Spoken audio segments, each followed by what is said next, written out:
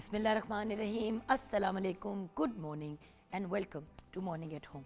फिर से एक ख़राब गले के साथ जुगन कासिम आपके सामने हाजिर है, लेकिन आपसे प्यार इतना है कि छुट्टी नहीं करती, ये आप देख लें।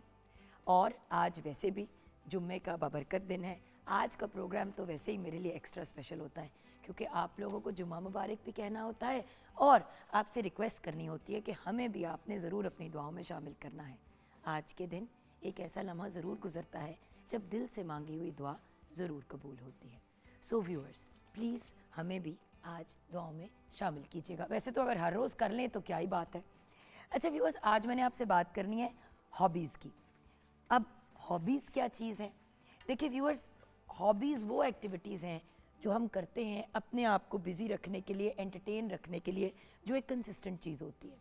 बहुत सी डिफरेंट किस्म की हॉबीज़ होती हैं, लेकिन आजकल के ज़माने में जब हम छोटे होते थे तो इतनी हॉबीज़ होती थी, इतनी डिफरेंट चीज़ें हम लोग करते थे। जैसे कि आर्ट और क्राफ्ट की हॉबीज़ होती थी, जहाँ पे हम डू इट योर सेल्फ, जिसको हम DIY do it your self projects भी कहते हैं। ऑनलाइन भी आप बड़े देखते हैं, डू इट योर सेल्फ कपड़े बना लें, डू इट योर सेल्फ मतलब डेकोरेटिव चीज़ें बना लें, फूलदान बना लिए, कैंडल्स बना ली। बहुत से लोग डिफरेंट हॉबीज़ के पॉइंट ऑफ व्यू से बात करते हैं। लेकिन हम जब छोटे होते थे तो आर्ट एंड क्राफ्ट की हॉबीज़ बड़े मज़े की होती थी और डिफरेंट चीज़ें हम लोग घर पे खुद ही बना लिया करते थे। आउटडोर हॉबीज़ में साइकिलिंग हो गई, हाइकिंग हो गई, कैंपिंग हो गई। अब तो खैर बंदा सोशल मीडिया की जान छोड़े तो शायद बाहर निकले, लेकिन साइकिलिंग, हाइकिंग, कैंपिंग ये भी आउटडोर एक्टिविटीज़ का और आउटडोर हॉबीज़ का हिस्सा होती थी चीज़ें।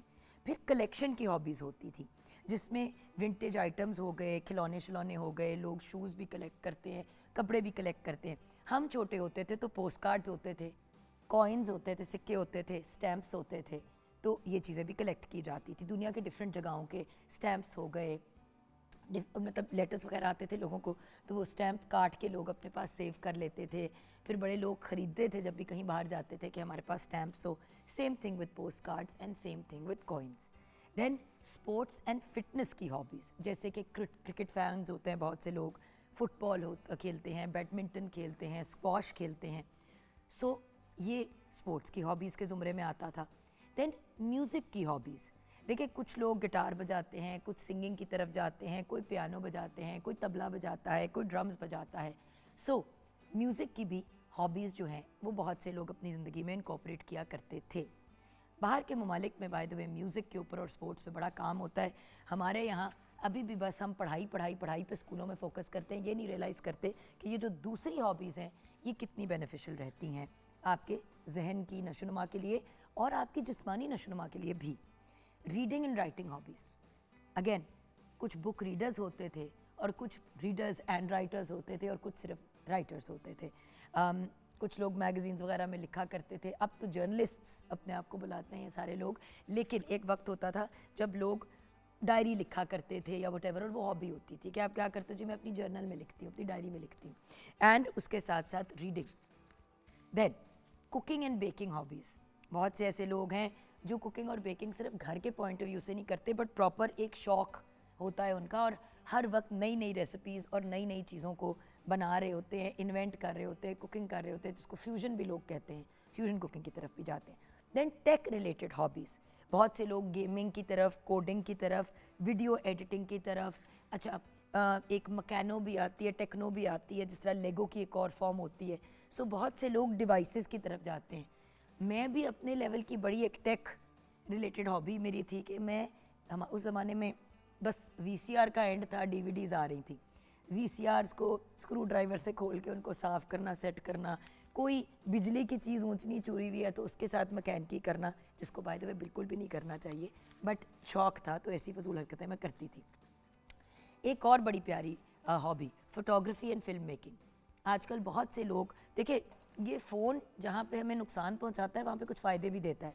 सो जिन लोगों को फ़ोटोग्राफी का बड़ा शौक़ है, अगर एक अच्छा उनके पास एंड्रॉयड फ़ोन आ जाता है या आईफोन आ जाता है तो वो उसको यूज़ करते हैं अच्छी तस्वीरें लेने के लिए। बहुत से लोगों ने अपने फ़ोटोग्राफी के पेजेस भी अब बना लिए हैं और उसके साथ साथ फिल्म मेकिंग का भी एक ऑप्शन आ जाता है।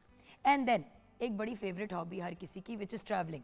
लोग बहुत सी डिफरेंट जगहों पे ट्रैवल करते हैं और खुद भी ट्रैवल करते हैं और जो बड़े इस काम में माहिर हो जाते हैं वो फिर इस काम को एक प्रॉपर प्रोफेशन भी बना लेते हैं, यानी कि ट्रैवल एजेंसीज़ बना लेते हैं, ट्रैवलिंग की टूर्स की कंपनीज़ बना लेते हैं। अपनी हेक्टिक रूटीन से कुछ रिलैक्सेशन, कुछ ज़िंदगी की रैट रेस से दूर होने का एक बड़ा खूबसूरत तरीका है ट्रैवलिंग। और ट्रैवलिंग बाय द वे सिर्फ अमेरिका, कनाडा, यूरोप नहीं होती। ट्रैवलिंग आप अपने ही मुल्क में कर सकते हैं। मैं बहुत से ऐसे लोगों को जानती हूँ जो पाकिस्तान से बाहर कभी नहीं गए लेकिन पाकिस्तान के हर शहर को ट्रैवल कर चुके हैं। सो ये भी एक बड़ी एक्साइटिंग हॉबी है। सो व्यूअर्स, ज़िंदगी में कोई ना कोई हॉबी होना बहुत ज़रूरी है, इसलिए क्योंकि हम जब ज़िंदगी के एक रूटीन, एक स्केड्यूल को फॉलो करते हैं तो माइंड थोड़ा डल भी हो जाता है, इंसान थोड़ा सा बोर भी हो जाता है। बट अगर आप हॉबीज़ का दमन थाम लें और थोड़ी सी कोई एक चीज़ में अपना, किसी भी चीज़ में इंटरेस्ट। अब मेरी एक बहुत प्यारी दोस्त है, आज बल्कि शो पे भी वो आएंगी। She cycles, that is her hobby. Obviously it is एक हेल्थ के पॉइंट ऑफ व्यू से एन एक्टिविटी, बट उनकी और उनका एक ग्रुप है साइकिलिंग का, और उसी में अब बड़ी इंटरेस्टिंग चीज़ें वो लोग कर रहे हैं।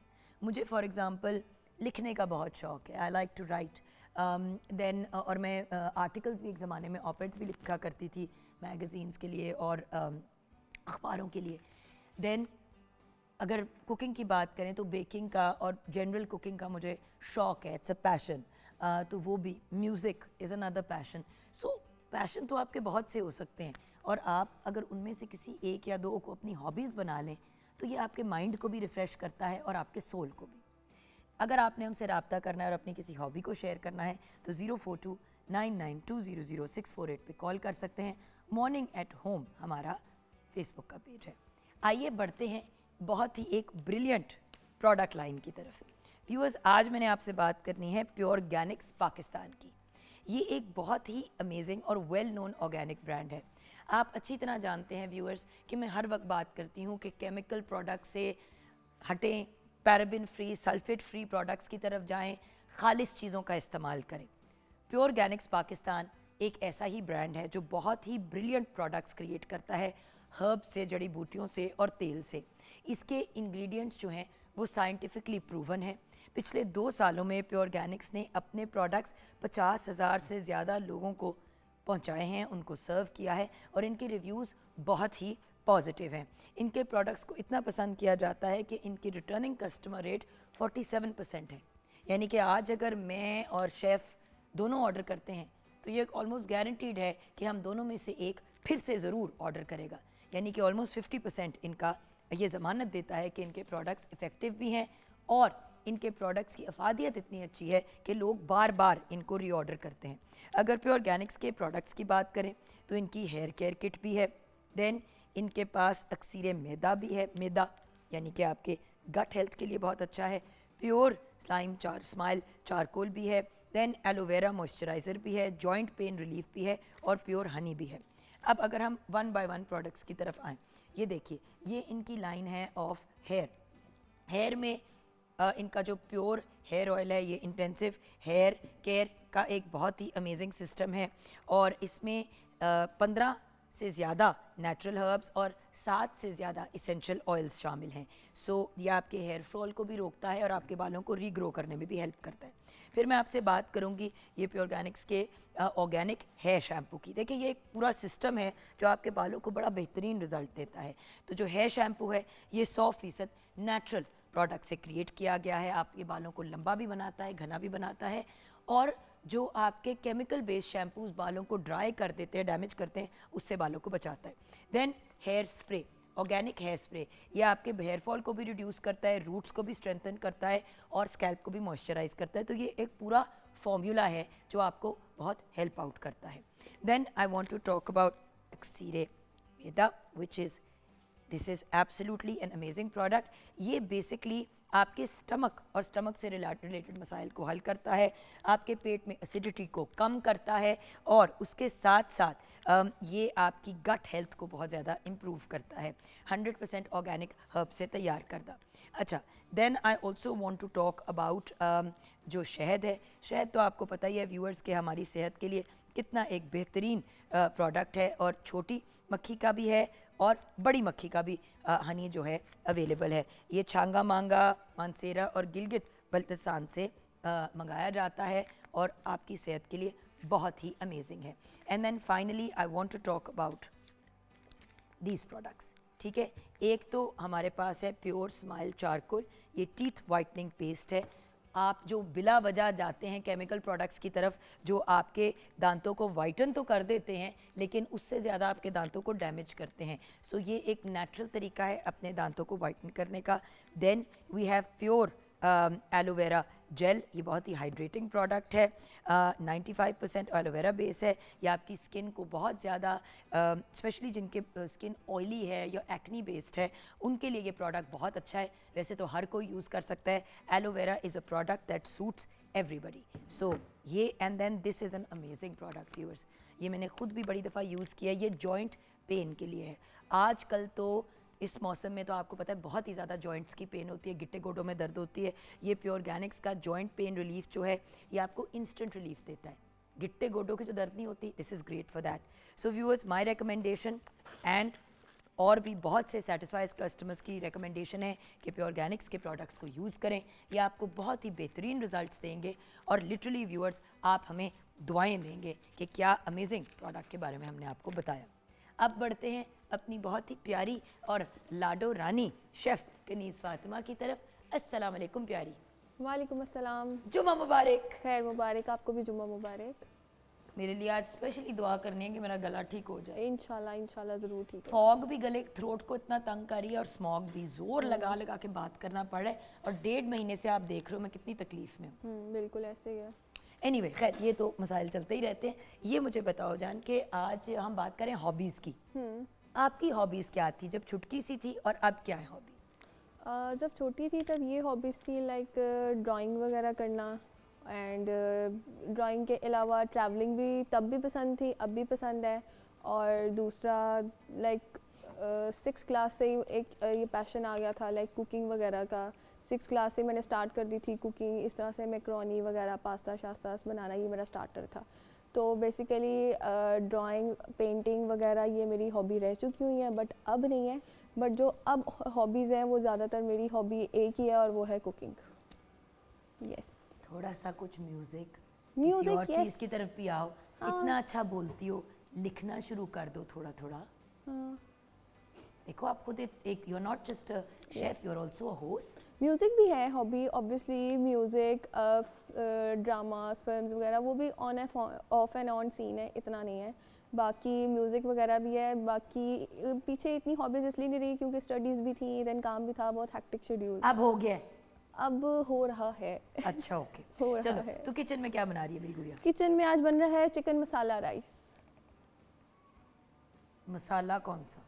Late me tell you, masala rice जिस तरह के एग फ्राइड क्योंकि राइस। एक ना ये बाहर आजकल बड़ी मसाला राइस मिल रही है, मैंने शक्ल इसलिए बनाई है, लोग गरम मसाला डाल देते हैं यार इतना, और चावल में जब गरम मसाला होता है, खैर दैट्स माय प्रॉब्लम कि मुझे बहुत डलता है बट इतनी ज़्यादा क्वांटिटी में नहीं कि आपको सिर्फ फ्लेवर ही गरम मसाले का है। यार पता है बाहर मार्केट में जो मिल रहा होता है उसमें इतना गरम मसाला होता है, आप उस वक्त मज़े की बहुत होती है, आप खा तो लेते हो लेकिन फिर हार्ट बर्न होता है। तो उसकी ट्रिक ये है कि इतना डालें कि जायका आ जाए, इतना ना डालें कि आपका मैदा सड़ जाए। ऐसे ही है वो, आपके ना थ्रोट में भी बहुत चुभता है अगर ज़्यादा गरम मसाला या काली मिर्च हमेशा जब हाँ, ज़्यादा लेकिन हमारे पास अक्सीर मैदा भी है अपने प्योर ऑर्गेनिक्स सोल्यूशन है हमारे हम वो भी यूज़ कर सकते हैं। अच्छा तो रेसिपी की तरफ चलते हैं। जो हमें इंग्रेडिएंट्स चाहिए वो ये हैं: चिकन 1 किलो, ऑयल आधा कप, अंडे 4 अदद, शिमला मिर्च 2 कप, गाजर 2 कप, हरा प्याज 1 कप, नमक हस्बे जायका, काली मिर्च आधा खाने का चम्मच, सुर्ख मिर्च आधा खाने का चम्मच, गरम मसाला 1 चाय का चम्मच, चिकन पाउडर 2 चाय के चम्मच, मुर्ग का गोश्त 1 किलो।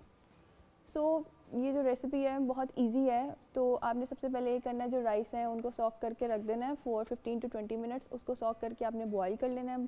बॉयल करके राइस आपने रख देने हैं साइड पे। दूसरी तरफ जो चिकन है, चिकन आपने बोनलेस ले लें और उसको आपने छोटे छोटे क्यूब्स करने हैं। क्यूब्स करने के बाद आपने सबसे पहला स्टेप ये होगा कि पैन में ऑयल डालना है। ऑयल डाल के बीच में गार्लिक की 2-3 जवे ऐड किए जाएंगी और उसमें आपने चिकन क्यूब्स डालने हैं। चिकन क्यूब्स डाल के उसको आपने अच्छे से पकाना है। पकाने के बाद जितनी आपने जो आपको वेजिटेबल्स पसंद है, मैं यूज़ कर रही हूँ गाजर, शिमला मिर्च, आपने ये वेजिटेबल्स डालनी है, इनको सौते करना है। सौते करने के बाद आपने इसमें दूसरी तरफ पैन में 3-4 अंडों को अच्छे से आपने विस्क कर लेना है। विस्क करने के बाद उसे आपने फ्राई कर लेना है।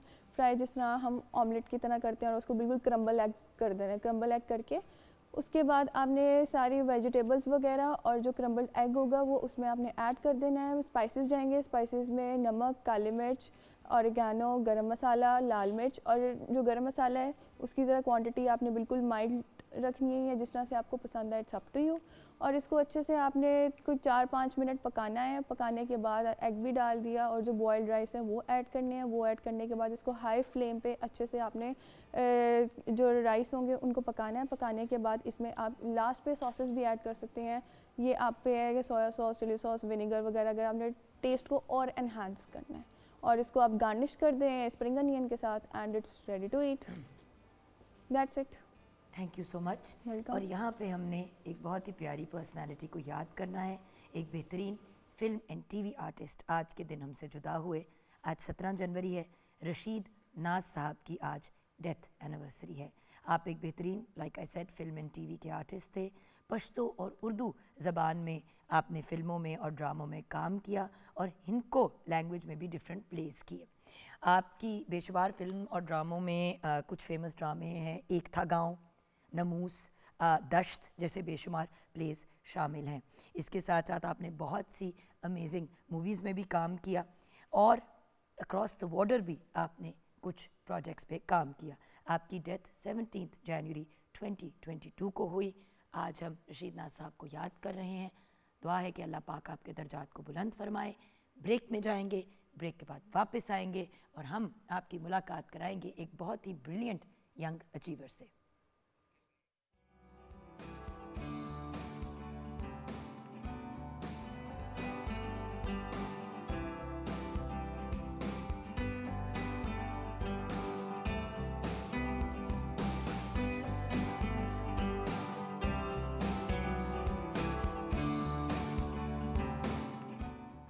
Welcome back from the break viewers. हमें ब्रेक के बाद ज्वाइन किया है एक बहुत ही ब्रिलियंट हाई अचीवर ने। आज हमारे साथ यमुना खान हैं जो कैम्ब्रिज यूनिवर्सिटी से पीएचडी कर रही हैं साइकाइट्री में, और इससे रिलेटेड उन्होंने एक बड़ी इंटरेस्टिंग रिसर्च की है। जब हमें उसके बारे में पता चला तो हमने सोचा कि इस बच्ची को हम फ़ौरन पकड़े और जैसे ही ये पाकिस्तान आए तो हम इसको बरामद करें और इसे कहे बेटा ज़रा हमें भी बताओ इसके बारे में। अस्सलाम वालेकुम। अस्सलाम वालेकुम। यमुना, दिखने में तो स्कूल की स्टूडेंट लगती हो, क्लास 7 या 8 की, लेकिन माशाल्लाह हमारे इस बच्चे ने बड़ी यंग एज पे पीएचडी भी मुकम्मल कर ली है, right? I am doing my PhD. You are in process right Yes. Now. और कितना अरसा रह गया? हाफ ऑलमोस्ट हो गई है और हाफ अभी रहती है. मगर रिसर्च जो आपने की है वो मुकम्मल हो गई है। मेरे काफ़ी PhD में काफ़ी डिफरेंट प्रोजेक्ट्स होते हैं. तो जो ये एक रिसर्च है ये जी, मुकम्मल ये हो चुकी मुकम्मल है, मैंने तो हम किया इसके है. बारे में बात कर सकते हैं। जी जी. इजाज़त लेनी भी तो ज़रूरी course. होती है ना, because when you are in the middle of a research बड़ी दफ़ा लोग नहीं शेयर करना चाहते। Yeah. सो ये जो बड़ी इंटरेस्टिंग रिसर्च है मर्दों और औरतों के दिमाग से रिलेटेड, टॉपिक भी मेरा बड़ा फेवरेट है ना, क्योंकि मैं तो हमेशा कहती हूँ कि men are from Venus and men are from Mars, और ये तो किताब भी है। Yeah. सो टेल मी, आपने जो ये रिसर्च की है वो है क्या और इसका आइडिया कहाँ से आया? तो हमें ये तो ऑलरेडी पहले से पता है कि मेल्स और फीमेल्स में डिफरेंसेस होते हैं at the level of the brain and psychologically as well. लेकिन ये जो है ये थोड़ा काफ़ी डिबेट होती थी इस पे कि ये पैदाइशी डिफरेंसेस होते हैं या ये ओवर टाइम एज के साथ तजर्बे के साथ डेवलप होते हैं ये डिफरेंसेस, क्योंकि स्कूल्स में बच्चों को डिफरेंट ट्रीट किया जाता है, गर्ल्स को, बॉयज़ को. आपके पेरेंट्स भी डिफरेंटली आपको ट्रीट करते हैं और टॉयज़ भी जैसे डिफरेंट मिलते हैं, तो इनसे भी काफ़ी डिफरेंसेस ऑब्वियसली साइकोलॉजिकली आ जाते हैं. लेकिन क्वेश्चन मेरा ये है कि क्या पैदाइश के वक्त एट बर्थ ब्रेन में मेल्स और फीमेल्स के डिफरेंसेस मौजूद होते हैं या नहीं होते? तो अभी जो मैंने रिसर्च की है, पैदाइश से मुराद जब बच्चा दुनिया में आ जाता है या जब माँ की कोख में होता है? क्योंकि देखें एक तो डेवलपमेंट पेट में हो रही होती है ना, सो माँ की कोख के पेट में नहीं, कर यूट्रस में, तो माँ की कोख से या आफ्टर बर्थ? हम लोग करते हैं आफ्टर बर्थ, राइट. आप चंद घंटे मैक्सिमम चंद दिन बाद ही हम अपनी रिसर्च करते हैं. वो अभी डिस्चार्ज नहीं होते, हॉस्पिटल में ही होते हैं, उस वक्त हम अपनी रिसर्च करते हैं. तो क्या डिस्कवर किया? तो हमने ये देखा कि पैदाइशी मेल्स और फीमेल्स के ब्रेन्स में ऑलरेडी डिफरेंसेस होते हैं, और काफ़ी डिफरेंसेस जो हैं वो एडल्ट्स में पहले ऑलरेडी इसका एविडेंस था, लेकिन हमने देखा काफ़ी हद तक वो पैदाइश में होते हैं ऑलरेडी। क्योंकि अगर हम देखें तो जब बच्चे छोटे होते हैं तो हमेशा लोग कहते हैं बस लड़कियां ज़्यादा तेज़ होती हैं, वो जल्दी चीज़ें पिक कर लेती हैं। कद भी लड़कियों का फिजिकली अगर देखें तो ज़रा जल्दी निकल आता है और फिर लड़कों का लेटर ऑन शूट अप करता है। इसके पीछे रीजंस क्या हैं आपके ख्याल से? तो ये डेफिनेटली है कि गर्ल्स जनरली फास्टर, उनकी डेवलपमेंट थोड़ी फास्ट होती है, उनकी कॉग्निटिव डेवलपमेंट थोड़ी फास्ट होती है। इसके पीछे डिफरेंसेस, ये रिसर्च यही शो करता है कि अगर पैदाइश से ही ऑलरेडी डिफरेंसेस हैं मेल और फीमेल ब्रेन में, तो उनकी जो आगे डेवलपमेंट होगी जाहिर सी बात है वो डिफरेंट ही होगी। यानी कि फिर माँ बाप को भी मुख्तलिफ अंदाज में दोनों के साथ, दोनों जेंडर्स के साथ डील करना चाहिए। जी करना चाहिए, उनके हिसाब से ही करना चाहिए, लेकिन एट द सेम टाइम हर लड़की भी डिफरेंट होती है, हर लड़का भी डिफरेंट होता है। ये तो ग्रुप लेवल पे डिफरेंसेस हमें मिले हैं, तो बच्चे के हिसाब से भी डील करना चाहिए। क्योंकि अगर देखें आजकल जेंडर के ऊपर बड़ा सवाल उठ रहा है। आप तो जानते हो, आपने बाहर बड़ा अरसा गुजारा है और अभी रह भी वहीं पे रहे हो। सो आर यू अब्रॉड और you in Pakistan? I am abroad. You are abroad. तो बीइंग ओवर देयर, कुछ लोग डिस्टेंस में भी करते हैं ना पीएचडी, तो आई वाज जस्ट वंडरिंग। तो मैंने जो हमेशा से एक चीज़ बड़ी इंटरेस्टिंग पाई है वो ये है कि जब आप कहते हैं कि जब लोग कहते हैं कि हमने बच्चों को जेंडर न्यूट्रल रखना है, कि आगे जाके फैसला होगा कि मेल फीमेल व्हाटएवर, जेनेटिक तो एक फ़िज़िकल चीज़, एक तो फ़िज़िकल चीज़ मुख्तलिफ है। तो अगर मेल का डिफरेंट होता है दिमाग, फीमेल का दिमाग डिफरेंट होता है, तो फिर आपको अर्ली ऑन ही उनके साथ एक सर्टन तरीके से डील करना चाहिए। इस रिसर्च की इम्प्लिकेशंस क्या हैं? इसमें इंटरेस्टिंग चीज़ या मुख्तलिफ चीज़ या हैरानकुन चीज़ आपने क्या डिस्कवर की?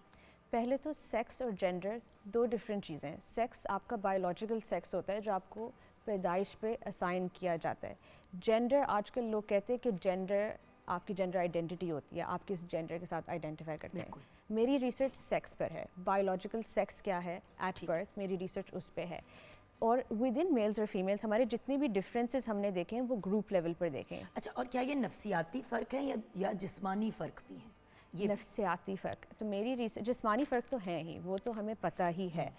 जिस्मानी व्हाट आई मीन इज कि उनकी फिजिकल ग्रोथ ज़्यादा जल्दी होती है। फिजिकल तो जो चीज़ें हैं वो तो हैं, या वो तो very well but evidence. Pace of growth and you know hair, you know, ये चीज़ें भी मुख्तलिफ होती हैं दोनों। जी, ये सब कुछ होता है और ये हमें पता है। तो यही जो हैरानकुन बात मेरी रिसर्च की ये है कि वो नफ्सियाती डिफरेंसेस होते हैं पैदाइश में, ब्रेन में डिफरेंसेस होते हैं, क्योंकि बाकी रिप्रोडक्टिव ऑर्गन्स के बारे में तो हमें पता ही है। तो क्या सिर्फ मर्द और औरत या मर्द औरत और ट्रांसजेंडर को भी आपने किया ऑब्जर्व? मैंने ट्रांसजेंडर सैंपल नहीं था मेरे वो रिसर्च बहुत में। बड़ा हो जाता है ना, फिर रिसर्च बहुत फैल जाती है। जी, और वो टॉपिक थोड़ा डिफरेंट है, तो मेरी रिसर्च सिर्फ मेल्स और फीमेल्स पर मर्द और मतलब मेल चाइल्ड और फीमेल चाइल्ड के जी। ऊपर है। अच्छा, अगर हम बात करें मेल और फीमेल साइकियाट्रिक डिसऑर्डर्स की, जी। तो क्या, जैसे कि कहा जाता है कि ऑटिज़म ज़्यादा लड़कों में पाई जाती है, लड़कियों में नहीं पाई, तो कुछ इस पे भी गाइड करोगे आप हमें? जी, ऐसा ही होता है कि साइकियाट्रिक कंडीशंस जो हैं उनमें मेल्स और फीमेल्स में डिफरेंसेस होते हैं। जैसे कि आपने कहा ऑटिज़म और ADHD मेल्स में ज़्यादा कॉमन होते हैं, लर्निंग डिफ़िकल्टीज़ भी मेल्स में ज़्यादा कॉमन होती हैं, फीमेल्स में ज़्यादा common depression, anxiety, eating disorders. और यही एक रिसर्च की बड़ी इम्प्लिकेशन ये भी है कि अगर पैदाइशी डिफरेंसेस होते हैं, ये एक्सप्लेन करते हैं कि क्यों साइकियाट्रिक डिसऑर्डर्स में डिफरेंसेस आते हैं। उसके अलावा अगर जैसे एक ऑटिस्टिक फ़ीमेल है और एक ऑटिस्टिक मेल है, उनके जो सिम्टम्स, कैरेक्टरिस्टिक्स हैं वो भी काफ़ी डिफरेंट होंगे, तो ट्रीटमेंट रिस्पॉन्सेज, सपोर्ट सर्विस, उसके रिस्पॉन्सेज में भी काफ़ी डिफरेंसेस होते हैं। तो साइकाइट्री में बहुत मेल्स और फीमेल्स में डिफरेंसेस हैं, और यही आपने जैसे शुरू में पूछा था कि आपने ये रिसर्च क्यों की, इसी से मेरी रिसर्च बेसिकली इंस्पायर हुई थी। कोई ऐसा इंसिडेंट, कोई ऐसा वाक़या होता है ना कि इंसान जब भी कोई चीज़ इस तरह की रिसर्च में जाता है। मैं भी जब कॉलेज में, when I was doing my bachelors and my minor was psychology, तो मुझे याद है कि मैंने वो सब्जेक्ट पिक किया था जो मुझे दिल के करीब लगा था। तो ये दिल के करीब क्यों था, मैं ये जानना चाह रही हूँ। बाज़ दफ़ा रिसर्च में आपके दिल के करीब नहीं होती चीज़ें, हम अपने आप को, अपनी फीलिंग्स को, अपने इमोशंस को हम रिसर्च से दूर रखते हैं। We are observers. रिसर्च का रीज़न या आपको ये टॉपिक दिया गया था, ये मेरा सवाल है। It was a mixture. मेरे पास डिफरेंट ऑप्शंस थी। मेरे जो सुपरवाइज़र हैं प्रोफेसर सर साइमन बैरन कोहेन, वो काफ़ी मशहूर हैं इस फील्ड में। उनकी काफ़ी थ्योरीज़ हैं इस बारे में, सेक्स डिफरेंसेस के बारे में, ऑटिज़म के बारे में, उनकी काफ़ी थ्योरीज़ हैं। तो जब मैंने उनकी थ्योरीज़ पढ़ी मुझे बहुत इंटरेस्टिंग लगी, और इसका जो जैसे लॉन्ग टर्म इम्पैक्ट है वो बहुत ज़्यादा है। मेल्स और फीमेल्स में साइकाइट्री में अगर डिफरेंसेस हैं, डायग्नोस्टिक क्राइटेरिया भी डिफरेंट होने चाहिए, सपोर्ट ट्रीटमेंट भी डिफरेंट होनी चाहिए। इन सबको समझने के लिए हमें पहले सर बहुत ज़रूरी है हम ये समझें कि मेल्स और फीमेल्स के ब्रेन्स में क्या डिफरेंसेस हैं और उनकी कॉजेज़ क्या हैं कि क्यों आते हैं ये इससे डिफरेंसेस। फ़र्क क्या पड़ेगा, स्पेशली अगर पाकिस्तान को भी मद्देनज़र रखें तो इससे इस रिसर्च का होता है ना, कोई भी रिसर्च के फ़ायदे होते हैं तो बंदा इतनी मेहनत, इतनी रिसोर्सेज, इतना सारा कुछ करता है, इसका फ़ायदा क्या होगा?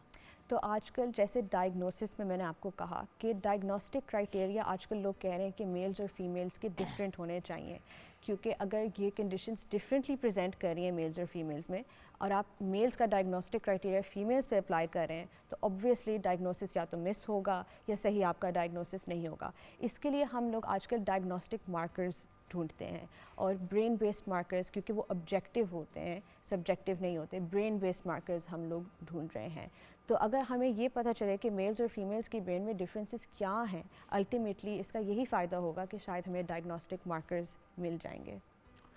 सो आई गेस टीचर्स का क्या रिस्पॉन्स था आपकी रिसर्च पे? तो जैसे मैंने कहा, मेरे सुपरवाइज़र जो हैं उनके काफ़ी ऑलरेडी थ्योरीज थी इस बारे में, और उनकी थ्योरी तो खुश हुई होंगी बहुत ज़्यादा। जी जी, बहुत खुश। हमारी पूरी टीम बहुत खुश थी कि हमारी जो प्रिडिक्शंस थी, हमारी थ्योरीज थी, उन सब के लिए हमें एविडेंस और सपोर्ट क्योंकि मिला। बड़ी दफ़ा ऐसा होता है ना, आप रिसर्च करते हो, बड़ा तरद्दुत करते हो, एंड में theory.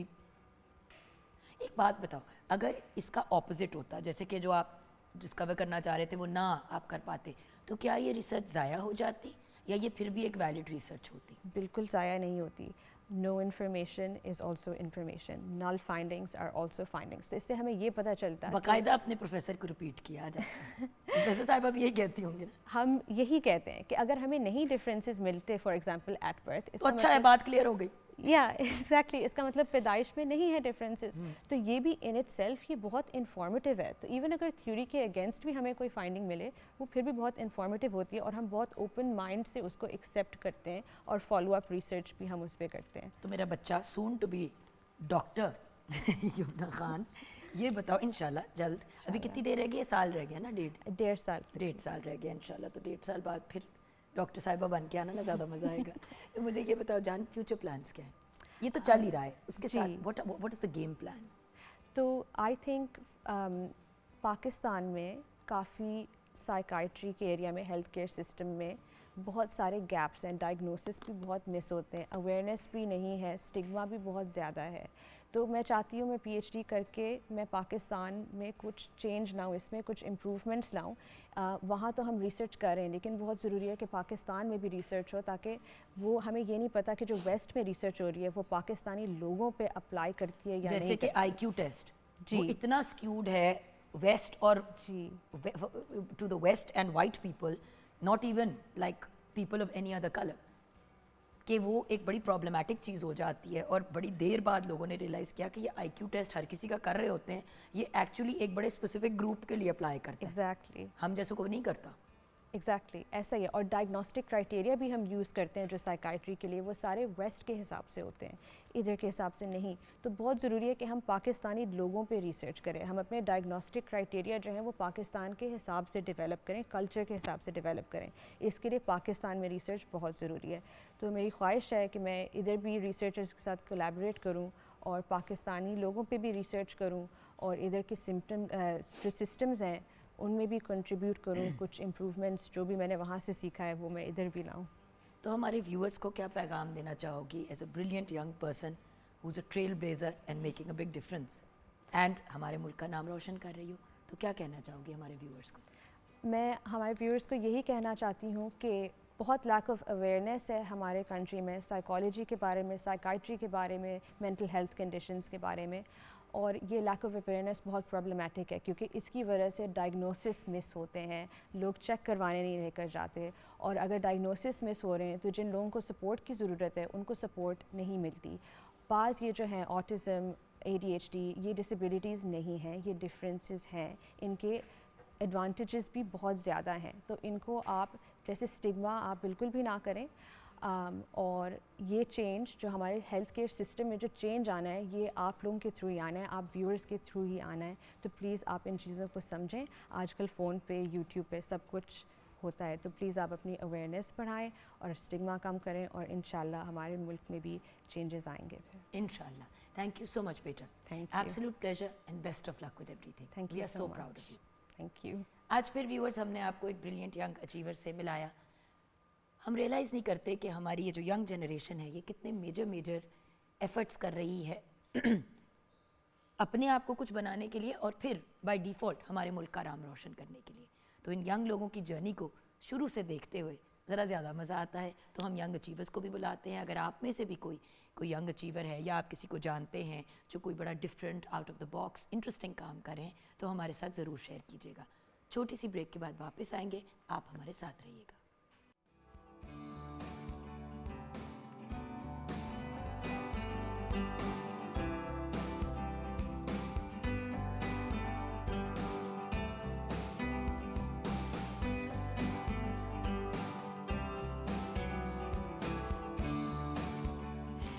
Welcome back from the break viewers. जैसे कि मैंने आपके साथ शेयर किया था प्रोग्राम के आगाज़ में, आज मेरी एक बहुत ही प्यारी, अंदर से प्यारी है, दिखने में आप खुद फैसला कर लें कि असल में प्यारी है कि नहीं, एक मेरी बड़ी ही प्यारी सहेली आज शो पे आई हैं। सहेली क्या, बहन ही कहूँगी, क्योंकि मेरे बच्चे जब भी पैदा हुए वो मेरी गोद में आने से पहले इनकी गोद में आए अस्पताल में, और इनके एक बच्चे के साथ ये हुआ, पहले वाले की बारी इन्होंने मुझे लिफ्ट नहीं कराई। लेकिन पर्सनल चीज़ें aside, a wonderful human being and someone who keeps री इन्वेंटिंग हर सेल्फ। और आज जो पूरा ग्रुप हमारे साथ है वो अपने बाकी जो काम है वो तो करते ही हैं, लेकिन एक ऐसा काम कर रहे हैं जो अगर हम सब करना शुरू कर दें तो इन्वायरमेंट के पॉइंट ऑफ व्यू से भी एक ब्रिलियंट ऑप्शन है। आजकल जो हालात चल रहे हैं लाहौर में, माशाल्लाह जितनी स्मॉग होती है और जितने मसाइल होते हैं, और उसके साथ साथ इसके जो नफ्सियाती इफ़ेक्ट्स होते हैं, इसके जो आपके जिस्म पे इफ़ेक्ट्स होते हैं, हर तरीके से एक बेहतरीन एक्टिविटी, हॉबी बना लें, एक ऑल्टरनेटिव प्रोफेशन बना लें। हज़ारों ऑप्शंस हैं। और बड़े मज़े की बात यह है कि अब even on an international level, जो मैं बात बेसिकली साइकिलिंग की कर रही हूँ व्यूअर्स, कि अब साइकिलिस्ट की कोई एज लिमिट नहीं है। एक वक्त होता था कि एक एज टेयर होता था, अब आप 90 साल की उम्र पे भी साइकिलिंग कर सकते हैं, इवेंट्स में हिस्सा ले सकते हैं। तो ये एक्टिविटी कितनी को ब्रिलियंट होगी। It's a brilliant physical activity. शुरू में भी मैंने प्रोग्राम की बात की कि हॉबीज़, तो भाई बेतुकी इस मनहूस चीज़ से जान छुड़ाएं, स्क्रीनों से जान छुड़ाएं और ज़रा पॉजिटिविटी की तरफ आए।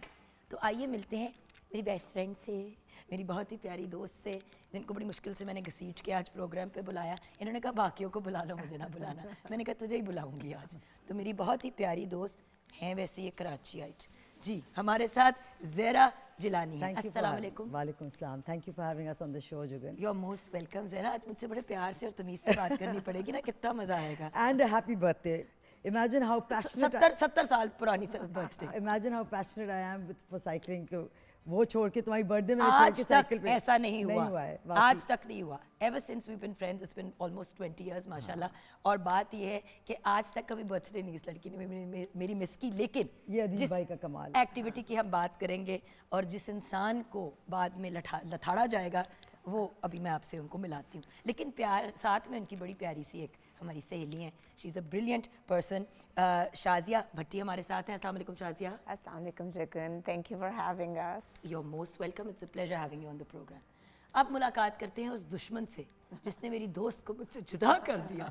हमारे साथ है president of critical maths Lahore CML, हमारे साथ अदील शाहिद है। अस्सलाम वालेकुम। वालेकुम सलाम, thank you for inviting us. You are not welcome, I don't want to talk to you. अच्छा, एंड अदील के साथ एक बहुत ही ब्रिलियंट और बाहिम्मत पर्सनालिटी, जिन्होंने फिज़िकल कुछ मसाइल और प्रॉब्लम्स के बावजूद फ़ैसला किया कि मैं एक हेल्दी और एक ऐसे ऑप्शन की तरफ जाऊंगा जो शायद मेरे जो फिज़िकल प्रॉब्लम है वो उसको डिले कर दे या उसमें बेहतरी ला दे। हमारे साथ उमर मिर्ज़ा हैं। अस्सलाम वालेकुम। वालेकुम सलाम जी, थैंक यू वेरी मच। और इतना अच्छा इंट्रोडक्शन हमने कभी इतनी ख्वाहिश नहीं थी कि इतने प्यार से कोई बुलाएगा और इतना देखिए अच्छा 3 इंट्रोडक्शन लोगों से देगा। बड़े प्यार से बात की है, लेकिन एक जगह दुश्मनी हो गई है और मसला ये है कि वो प्रेसिडेंट है, तो बात तो मुझे उनसे करनी पड़ेगी ना वो उमर। बड़ा ज़रूरी बड़ा है। मसला है ये, लेकिन चले इस मसले को हल करते हैं। जुम्मे का बाबरकत दिन है, आपको माफ़ किया दिल भाई।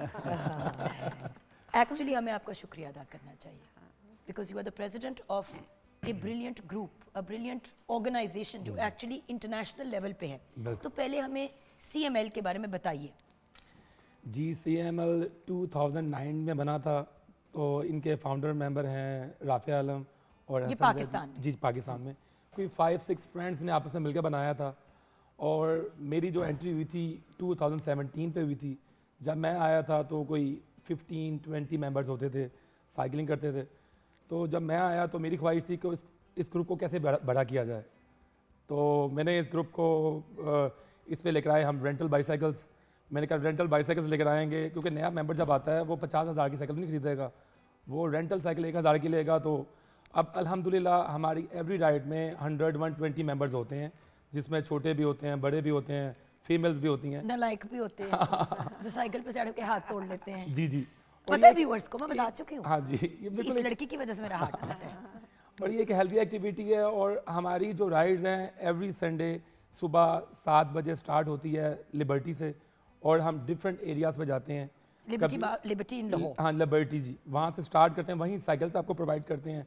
और कभी हम वॉल सिटी जाते हैं, कभी हम जाते हैं डिफेंस, कभी डिफरेंट एरियाज हम कवर करते हैं। अब जैसे हम कमिंग संडे हम कोलैबोरेट कर रहे हैं CTO साहब के साथ, ट्रैफिक पुलिस के साथ हम राइड कर रहे हैं और वॉल सिटी जा रहे हैं।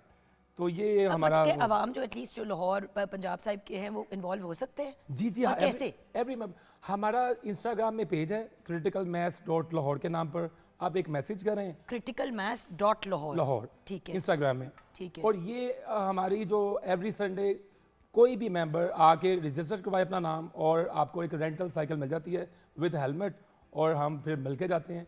तो ये आपको पता पाकिस्तान में कोई भी एक्टिविटी नहीं है जो आप कर सकते हैं, लोग मोबाइल से बाहर निकलते नहीं हैं। ये ले व्यूअर्स, मैंने भी क्रिटिकल मास लाहौर को यहाँ पे अब इंस्टाग्राम पे फॉलो कर दिया। ये देखिए क्रिटिकल मास लाहौर आपके सामने, I am going to now follow it. आप भी फॉलो करें। देखिए it's a very interesting and a very healthy activity to be involve in. और जो हमारे साथ सारे लोग आए हैं, जो कोर ग्रुप है, बेसिकली आप लोगों का कोर टीम है, उनके पीछे क्या रीजंस, उनके भी हर बंदे का अपना अपना एक रीज़न था। And the point is viewers, we don't realise. अब जैसे कि मुझे एंग्जाइटी की बहुत प्रॉब्लम है, मुझे लोग कहते हैं तुम एक्सरसाइज क्यों हर वक्त कर रही होती हो। मैं इसलिए कर रही होती हूँ क्योंकि मेरी जो घबराहट, जिसको हम गुम्मा भी कहते हैं, घबराहट भी कहते हैं, लोग डिप्रेशन में होते हैं, बड़े मेजर ज़िंदगी में चेंजेस आते हैं। जैसे कि आपको पता है हमज़ा चला गया यूनिवर्सिटी, मेरा हमज़ा और जैरू का हमज़ा, जो छोटा हमज़ा जिसकी मैं बात करती हूँ, उनकी अम्मा है ये। एक्चुअली आपसे ज़्यादा फेमस मेरा छोटा है क्योंकि वो बड़े को सीधा करके रखता है। सो इनका बेटा, मेरा बेटा बाहर गए यूनिवर्सिटी। अब इस स्टेज पे मुझे समझ नहीं आ रही थी मैं ज़िंदगी में क्या करूँ, तभी साइकिलिंग शुरू की। वो और बात है कि अगर ऑर्गेनाइज्ड ग्रुप के साथ सीखो तो बेहतर होता है, क्योंकि देन एक आपकी बेहतर ट्रेनिंग हो जाती है। तो हर बंदे का अपना कोई वाई था। तो पहले वाई की तरफ आते हैं और फिर उसके बाद आएंगे कि क्या क्या है और किस किस तरीके से चलते हैं। तो ज़रा आप इस तरफ क्यों आई, साइकिलिंग क्यों? आप हार्डकोर, हमारी एक्चुअली पहली मुलाकात ज़िंदगी की जिम में हुई थी। यस बिल्कुल बिल्कुल ऐसे ही है, जबकि आपके हस्बैंड को मैं बचपन से जानती हूँ, बिल्कुल ऐसे ही क्योंकि वो हमारी फैमिली फ्रेंड भी हैं and he is like my big brother. Yeah. आपसे लेकिन मेरी जिम में पहली मुलाकात हुई थी और फिर घर पे आपसे बाद में मुलाकात हुई थी आपके। That's right. So Jugan basically it started 2020 में जब कोविड शुरू हुआ जी। तो जिम्स वर क्लोज्ड और मैंने सोचा कि अब कुछ तो एक्टिविटी करनी है। हमें भी एंग्जाइटी, आपको पता है हमें भी एंग्जाइटी टिकना, है, टिक टिक टिक पाँव तो नहीं के नीचे सकते आपके अब। पहिए लगे हाँ हुए हैं। पहिए लगे। तो शौकिया हमने स्टार्ट किया, अदील शायद को मैं मिली, हमने थोड़ी स्मॉल राइड्स करते थे डिफेंस के अंदर ही।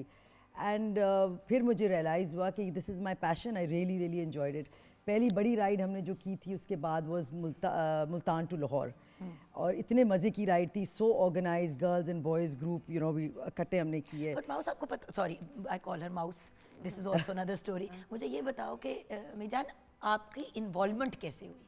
How did you find out everybody was cycling, सब साइकिल कर रहे थे ना कोविड के दौरान.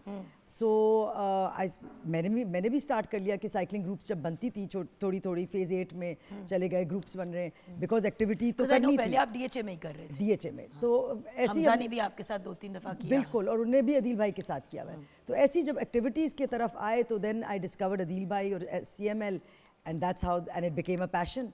अब ये है कि I just can't You can't live without it. Shazia ji, what's your story? Okay, मेरी स्टोरी ये ਤੁਸੀਂ कि, ਤੇ बड़ी बर्गर है हो ना, you are a burger girl. So burger girl इस तरफ कैसे? क्योंकि एक बात है, हमारे मुल्क में अनफॉर्चुनेटली साइकिलिंग को बड़ा उस तरह से देखा जाता है कि ये तो मुस्तहिक लोग या गरीब लोगों का काम है, हम तो नहीं साइकिल करते. जबकि पूरी दुनिया में प्राइम मिनिस्टर्स और प्रेसिडेंट्स भी साइकिल्स यूज़ करते हैं. बिल्कुल जी. मैं इस तरह से साइकिलिंग में आई कि मेरे 2 बेटे हैं और मैं सोच रही थी कि मैं अपने बच्चों के साथ कोई एक्टिविटी करूं जो कि मदर एंड सन एक्टिविटी हो.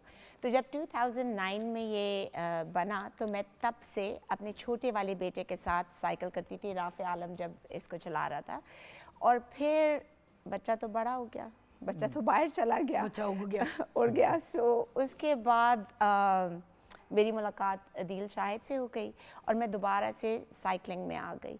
और फिर करते करते it's just the perfect way to commute. No आपकी turning हेल्थ के लिए there is no turning back. Awesome. बरखुरदार आप बने तो 2009 में, राइट? इसका नहीं 2017 में. 17 में. अच्छा, तो आप किस तरह इन्वॉल्व हुए? मेरी बाईसाइकिल की शॉप भी है नीला गुमज में. हमारी 3rd जनरेशन है बाईसाइकिल्स का जो काम करती Oh, है. how cool. तो अक्सर वहाँ लोग निकलते थे, मैं देखता था. तो फिर देखते देखते मेरा भी शौक डेवलप हुआ कि मैं पहले ही साइकिल्स का काम कर रहा हूँ तो क्यों ना मैं भी राइड स्टार्ट करूँ. मैं इंटरनेशनल राइड्स देखता था इंग्लैंड में, अमेरिका में. वहाँ ग्रुप होते थे 100, 200, 500, 1000. मुझे शौक था कि लाहौर में ग्रुप को बड़ा कैसे किया जाए. फिर मैं रेंटल बाईसाइकिल्स लाया उसमें. फिर और हमारा जो ग्रुप है ना, एक वेल ऑर्गेनाइज हम राइड करते हैं. जैसे 100 मेंबर्स हैं जिसमें 3, 4, 5 जो राइडर्स आते हैं वो वीक होते हैं. आपको एक नया आया, मुझे नहीं पता वो साइकिल चला भी सकता है कि नहीं. हम जो एंड वाला मेंबर होता है उसको भी साथ लेके चलते हैं. जैसे 2 फीमेल्स एंड पे रह गई हैं. मुझे पता है आप ये मुझे सुनाना चाह रहे हैं, मैं समझ रही हूँ दिल भाई, लेकिन जरा मुश्किल लग रहा है मुझे. हम एंड वाले मेंबर को भी साथ लेके चलते हैं. जब वो देखते हैं कि यार ये तो पूरा यानी इन्वायरमेंट कि नलायकों के लिए भी मार्जिन है. हाँ जी कि हर एंड वाले मेंबर को भी साथ लेके चलते हैं. वो नेक्स्ट टाइम अपने 4-5 फ्रेंड्स या कजन्स और लाते हैं. ऐसे ग्रुप बढ़ता जाता है. अब हमारी जो सबसे बड़ी राइड होती है वो 14 अगस्त में होती अदिल है. भाई, फिर आप आगे भाग रहे हैं, हौसला करें जरा. पहले मुझे बताएं कि आपकी एंट्री कैसे हुई इसमें? मेरी वही मैं आपको बता रहा हूँ कि 2017 पे हुई थी और सब लोग साइकिलिंग करते देख रहा था मैं नीला गुंबद में. तो वही. तो मैंने भी वो. अच्छा, ओके.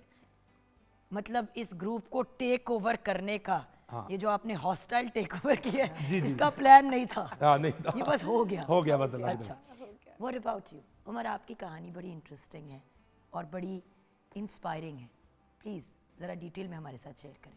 मैं 2011 से मल्टीपल स्क्लेरोसिस का पेशेंट हूँ जी, MS का.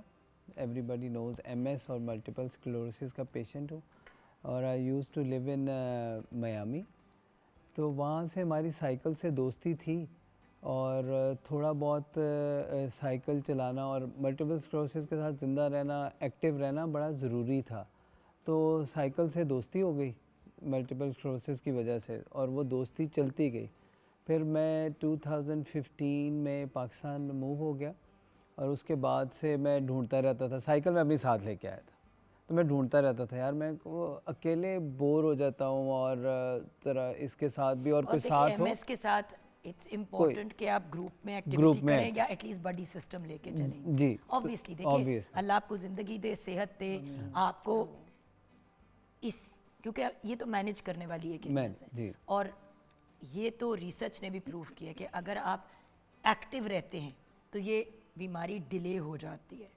मतलब इसके जो ऑनसेट है वो थोड़ा सा जी आगे होता चला जाता है. राइट? बिल्कुल ऐसे ही जी.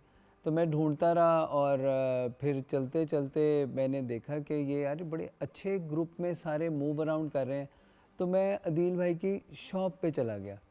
साइकिल वाइकल थी, सारा कुछ था, मुझे पता था. आई जस्ट शोड हिम कि यार मैं चाहता हूँ कि मैं साइकिल चलाऊँ. तो उन्होंने कहा उमर भाई आप ना हमारे साथ एक दिन संडे राइड करें। मैंने कहा यार मैं अच्छा मैं कोशिश करूँगा। तो with all the problems and ticks and tweaks करके मैं एक संडे इनके साथ राइड पे चला गया। बस फिर वो चला ही गया मैं इनके साथ जी। अब मैं चलता ही जा रहा हूँ। Did you do the Multan and the Islamabad मैं ride? इस्लामाबाद से अभी राइड करके आया हूँ जी इनके साथ। मुल्तान ही मैंने की नहीं थी। की, अच्छा। मैं अपने manage hadn't met everything him करके then. मैं करके आया हूँ जी Okay. इस्लामाबाद करके। यहाँ पे हम ब्रेक की तरफ जाएंगे। ये मुल्तान की राइड क्या थी, इस्लामाबाद की राइड क्या थी, कहाँ से गए, क्या हुआ, इस पे हम डिटेल में डिस्कशन करेंगे ब्रेक के बाद।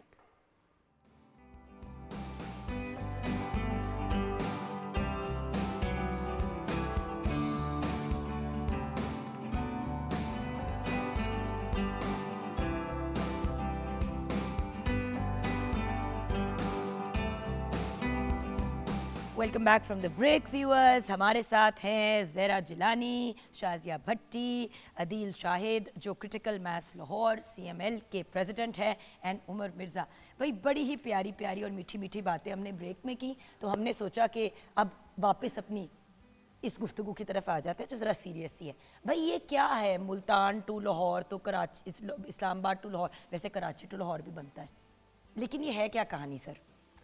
हम एवरी ईयर करते हैं। लास्ट ईयर हमने किया था मुल्तान से लाहौर, इस बार हमने किया इस्लामाबाद से लाहौर। हमारा विजन यही होता है फिट पाकिस्तान, क्लीन पाकिस्तान, और इन दिनों स्मोक की अवेयरनेस के लिए हम राइड करते हैं। और काफ़ी लोग लॉन्ग डिस्टेंस का फ़ायदा क्या है, जैसे हम लोग अपने घरों से लॉन्ग डिस्टेंस की साइकिलिंग नहीं करते, वो इसलिए नहीं करते, वो डर होता है कि जैसे डिफेंस से बुलंदशहर जाना, इतनी लंबी साइकिल कैसे चलाएं। अब जिन मेंबर्स ने ये 320, हमने अभी 320-25 किलोमीटर किया है, अब जो एक दफ़ा 320-25 किलोमीटर कर लेते हैं उनके लिए लॉन्ग डिस्टेंस कुछ भी नहीं है, बिल्कुल इजीली। हाँ, ये but एक system मेंटल क्या? बैरियर होता है। भाई टांगे हैं।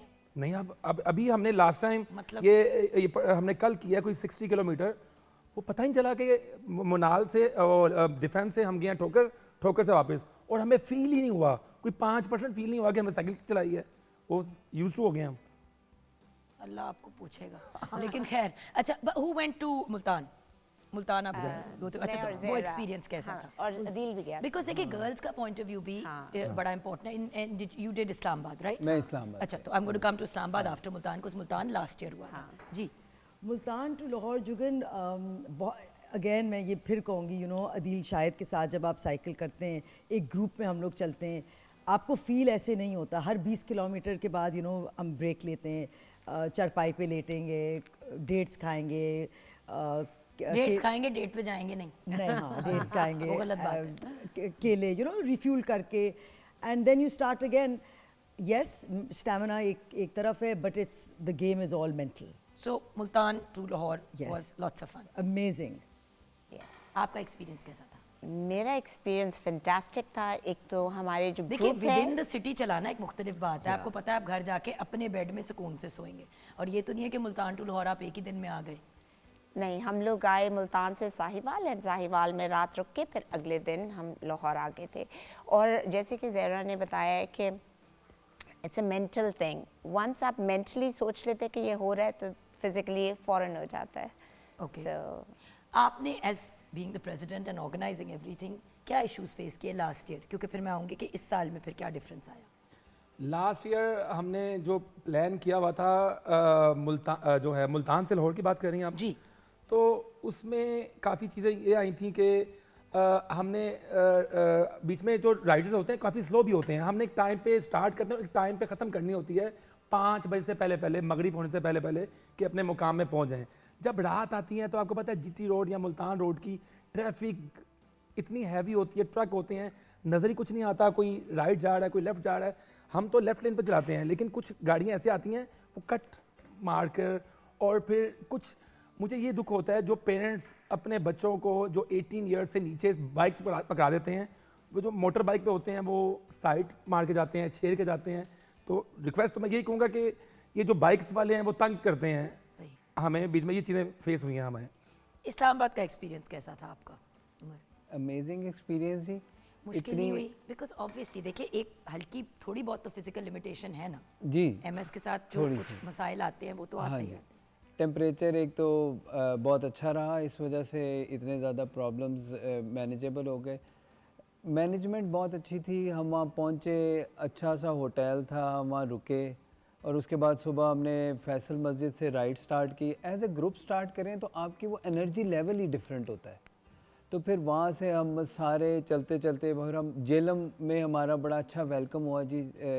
जेलम साइकिलिंग क्लब ने हमारा वेलकम किया और वो जो राइड थी फ्रॉम वो जो पुरानी जिसको जीटी रोड पे कहते तरकी दियाँ पहाड़ियाँ आ गई हैं तो उत्ते थल्ले ने, तो हमने उसको वैसे ही हमने फ़न नेम उसको दे दिया कि ये पाकिस्तान के ग्रैंड कैनियंस हैं। तो उसकी डाउन हिल करना और उसके ऊपर वो एक अमेजिंग किस्म की आपकी वो फीलिंग है और सारे ग्रुप के साथ करना तो सेफ भी होते हैं ना, सिक्योर भी होते हैं, Secure भी है। खवातीन भी हैं, मर्द भी हैं, साथ मिल के कर सारे। रहे हैं। देखिए व्यूअर्स, इस किस्म की हेल्दी एक्टिविटीज़ कलेक्टिवली करने के अपने ही बेनिफिट्स हैं।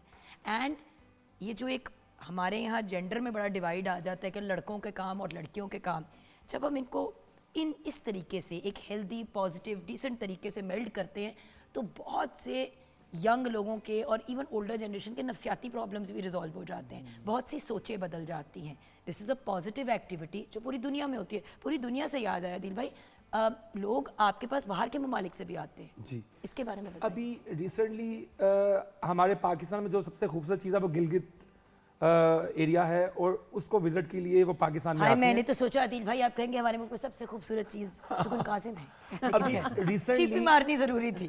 अभी रिसेंटली 2 माह पहले कुछ 10 कपल्स के करीब मेरे वो लाहौर पाकिस्तान में तो आते हैं। और आपने घर ही ठहरा लिया उनको। वो असल में उन्होंने मेरे से हो के इंडिया जाना होता है। अच्छा। तो फिर वो रेफरेंस होता है, इनका ग्रुप बना हुआ है, तो मैं उनकी आपको पता पाकिस्तान में होस्ट करना हमारा तो ये कल्चर है कि जो आए बाहर से हम उसको तो घर host में करें। रखते हैं और घर के खाने खिलाते हैं और आउटिंग्स पे लेके जाते हैं। मेरी ये होती है कि वो 2 से 3 दिन मेरे घर स्टे करते हैं नाइट्स, और मैं उनको पूरा लाहौर दिखाता हूँ, क्रिटिकल मैथ्स के साथ राइड करवाता हूँ और फिर अपनी हिस्टोरिकल प्लेसेस दिखाता क्या हूँ बात और वहाँ से फिर वो इंडिया जाते हैं और बड़े खुश होकर उनको पूरा उनकी खतत वादा करके भेजता हूँ मैं। सो एक, क्योंकि वक्त कम और मुकाबला सख्त है, तो बिल्कुल एंड में वन लाइन में ज़रा आप हमारे व्यूअर्स को क्या पैगाम देंगी? आप सबका पैगाम लेना चाहूँगी जी। प्लीज़ साइकिल चलाना शुरू करें। You stop using motorised vehicles to get places. It's environment के लिए भी अच्छा है, आपकी सेहत के लिए भी अच्छा है और ये सब कर सकते हैं, औरतें, बच्चे, मर्द, ये आपके लिए बहुत ज़रूरी है। फिट पाकिस्तान। फिट पाकिस्तान जी। और मैं कहूँगी कि प्लीज़ सेल फोन्स को पीछे छोड़ें और फिज़िकल एक्टिविटी करें। I think fit Pakistan, green Pakistan, and हम सब के अंदर वो एथलीट है, उसको ढूंढें, उसको बाहर निकालें। प्रेसिडेंट साहब, साइकिलिंग को मेडिसिन की तरह यूज़ करें। एक मेडिसिन जैसे लेते हैं ना, तो साइकिल एक हेल्दी एक्टिविटी है, अपनी लाइफ में लाजमी लाएं। और घर के जो छोटे छोटे काम हैं जैसे बेकरी जाना, सब्जी लेने जाना, वो साइकिल पे जाएं। छोटा आप डिस्टेंस कवर करेंगे, कल को आपका लंबी साइकिलिंग भी आप इजीली चला पाएंगे। और आपकी बेस्ट फ्रेंड्स आपसे जुदा हो जाएंगी। जी उमर भाई। कोई लिमिटेशन नहीं है जी साइकिलिंग के अंदर, कोई जेंडर लिमिटेशन नहीं है। सब निकलें बाहर, साइकिल को अपनी ज़िंदगी में लेके आएँ। थोड़ा बहुत एंटरटेनमेंट के साथ साथ थोड़ा सा फ़न फैक्टर भी है। और फिट पाकिस्तान और ग्रीन पाकिस्तान की तरफ सारे मिलके कोशिश करें। फिट भी हम रहेंगे, अच्छे लगेंगे, वो बढ़ना अच्छे लगना बहुत ज़रूरी है जी, और ग्रीन पाकिस्तान भी हमें ज़रूरी है। और ये मैं ज़रूर आपको कहूँगी कि viewers, everyone is welcome into that group. चाहे आप ट्रांसजेंडर हैं, चाहे आप मर्द हैं, चाहे आप औरत हैं, कोई मजाक नहीं उड़ाएगा, कोई आपको तंग नहीं करेगा, कोई नहीं छेड़ेगा आपको। No matter what gender you belong from, no matter what आपका सोशल बैकग्राउंड है, फाइनेंशियल बैकग्राउंड है, कोई फ़र्क नहीं पड़ता। एवरीवन इज़ वेलकम जी। लास्ट बात मुझे एक याद आई, जो हमने इस्लामाबाद से लाहौर जो राइड की थी, उसमें हम शुक्रिया अदा करना चाहते हैं पंजाब पुलिस का और आईजी पंजाब का। उन्होंने हमें बहुत सपोर्ट की है। इस्लामाबाद से लेकर लाहौर तक हमें सिक्योरिटी दी है, 2 गाड़ियाँ दी हैं और हम बड़ा सिक्योर आए हैं। और जब हम लाहौर में एंटर हुए, माल रोड से लेके गुलबर्ग तक हमें VIP प्रोटोकॉल, 0 ट्रैफिक, और हमें एक बड़ा हमारी जब ये लोगों का प्यार देखा और हमारी पूरी थकावट उतर गई। ये देखिए पूरा स्क्वाड साथ था और जाहिर है दिल भाई ने शोई तो मारनी थी तो उन्होंने शोई भी मार दी। चले, वेरी गुड। प्रेसिडेंट्स के फिर यही काम है। अपना ख्याल रखिएगा आप लोग, and thank you so much for working towards creating a more healthy environment for all Pakistanis. And like they said, let's work towards a fit Pakistan. छोटी सी ब्रेक के बाद वापस आएंगे। अब क्या आयरनी ऑफ आयरनीज है कि ब्रेक के बाद हम लाइपोसक्शन की बात करेंगे। साइकिल चलाओगे तो लाइपोसक्शन की ज़रूरत ही नहीं पड़ेगी, लेकिन चलो अगर ज़रूरत है तो उस पर बात करेंगे ब्रेक के बाद।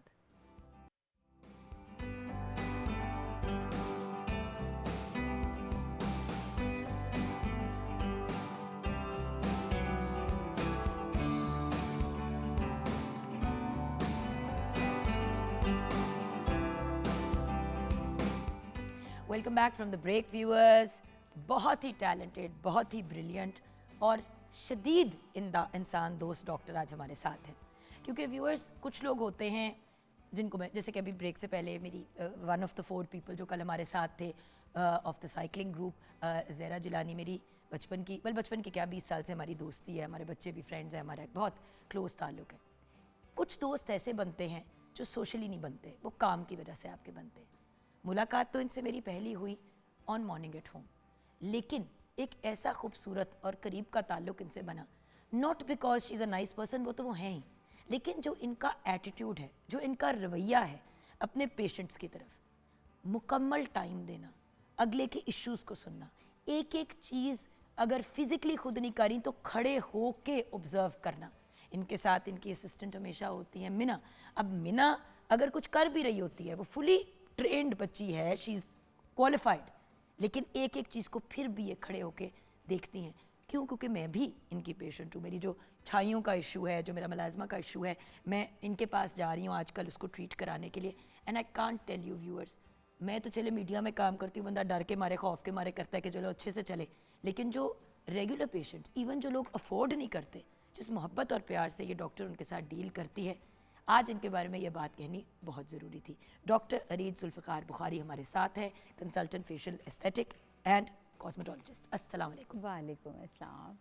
कुछ बातें ज़रूरी होती है कहनी, क्योंकि देखो अरीज, स्किन की जब बात आती है, आपकी लुक्स की बात आती है, इवन लाइपोसक्शन की जब बात आती है, अगर सामने वाला डॉक्टर, अच्छे तो सारे ही होते हैं, पढ़ लिख तो सब ने ही लिया होता है, खैर कुछ ऐसे भी बैठे होते हैं जिन्होंने नहीं सीखा होता और वो लगे हुए हैं काम के अंदर, लेकिन लोग नहीं करते, हया नहीं करते, लिहाज नहीं करते, टाइम नहीं देते। जो डरा सहमा आया हुआ है उसको 2 मिनट टाइम ही दे दो यार, उनकी बात ही सुन लो, आधी बीमारी ख़त्म हो जाती है। एग्जैक्टली ऐसे ही। और मेरे ख्याल में मेरा हमेशा ज़िंदगी में बहुत सादा सा असूल है कि आप अगले इंसान के साथ वो रवैया रखें जो आप चाहते हैं कि आपके या आपके फैमिली मेम्बर्स के साथ रखा जाए।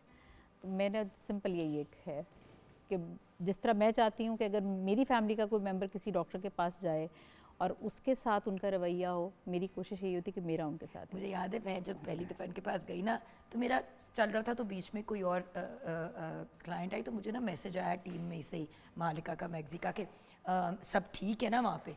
तो मैंने कहा यार बड़ी प्रोटोकॉल दी है, बड़ा लाड प्यार, बड़े वो मतलब प्रॉपर टाइम दिया, बात की, मुझे तसल्ली दी, मुझे बताया कि मैं जो तुम्हारी ट्रीटमेंट कर रही हूँ ये, मैंने कहा यार बड़ी प्रोटोकॉल दिया। अच्छा मैं ना बड़ी वो जो कहते हैं ना शोधी होकर बैठी हूँ कि मैं बड़े, अगली आए तो उसके साथ भी बिल्कुल ही यही ट्रीटमेंट। मैंने कहा लो जी, मैंने कहा ये तो है ही ऐसी ऐसे है ही है जी, बट इम्पोर्टेंट है।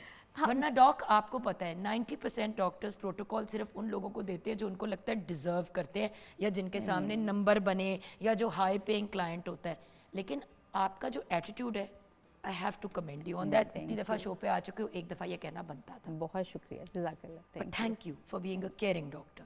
Thank you so much. आपने इस चीज़ को कंसिडर किया। बस मेरा ये होता है, अगर आप मेरे क्लिनिक में आएँ और रैंडमली भी आएँ तो मेरे ख्याल में आपको शायद आइडिया नहीं होगा कि ये मेरे पेशेंट्स हैं या मेरे कुछ रिलेटिव्स हैं। मैंने वही कहा ना कि आपकी रिलेटिव थी, तो आपने कहा नहीं नहीं वो पेशेंट थी, उनका टाइम कुछ और था, वो ज़रा जल्दी आ गई। चाय खाना पीना उनके साथ लाडियाँ हो रही हैं। खैर टॉपिक की तरफ आते हैं। मैं अब, क्योंकि टॉपिक हमारा लाइपोसक्शन है, पहले भी हम इस पर बात कर चुके हैं, लेकिन क्योंकि आज हमारा साइकिलिंग का ग्रुप था और हमने हेल्थ एंड फिटनेस की बात की, तो मेरी ख्वाहिश ये थी कि लाइपोसक्शन के बारे में हमें क्लियर करें। लाइपोसक्शन की जब बात आती है तो हर बंदा सोचता है कि मोटे लोग अपनी लाइपो कराते हैं। पहले तो लाइपोसक्शन चीज़ क्या है और ये कौन लोग कराते हैं? अच्छा, ये बिल्कुल भी मोटे लोगों वाला मामला इसके साथ नहीं, क्योंकि मोटे लोगों का मामला होता है वेट लॉस के साथ। लाइपोसक्शन वेट लॉस का प्रोसीजर नहीं है, वो वज़न कम करने के लिए नहीं होता, वो आपका चर्बी को निकालने के लिए होता है। और ये उन लोगों के लिए होता है कि जो अब एक्सरसाइज भी कर रहे हैं, यानी कि सपोज अगर कोई जिस तरह साइकिलिंग कर रहा है या एक्सरसाइज कर रहा है, एक्टिव लोग हैं और या वो ट्राई कर चुके हैं वेट रिड्यूस करने के, लेकिन एक सर्टन किसी ख़ास जगह से उनका कोई फ़ैट फैट का पाउच है जो नहीं जा रहा।